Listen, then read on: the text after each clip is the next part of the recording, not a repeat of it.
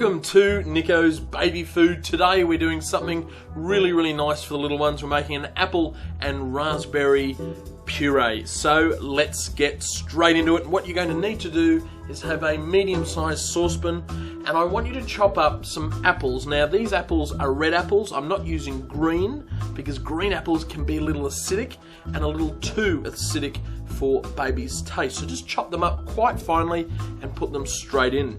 The next thing, of course, you're going to need is some frozen raspberries. Now I'm using frozen because it's easier to wilt them down. If you're using fresh ones, you're not going to get that same taste and that same consistency as you'll see later on in our smooth puree.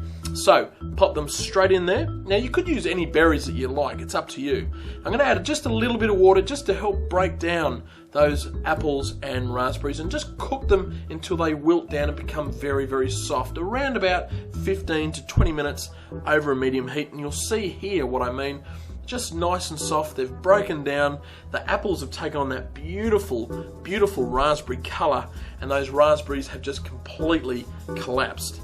Now what you're going to need is a blender, and just blitz it until it's nice and smooth. Once you've done that, over a sieve, just pass it through, because you don't want any of those seeds from the raspberries in your puree, because they could get stuck in your little one's throat. So just make sure you strain them well, just with the back of a spoon, just like you're seeing here, and just get it nice and smooth. And as you see here, guys, this beautiful, glossy, dark, deep red colour. It is absolutely sensational. Now, like I said last week, my baby Imogen is too young to taste this, so I am. It's really nice. Give it a go, and it's so easy. You guys take care. All the ingredients are below, and I'll see you next week here on NICKO'S Baby Food.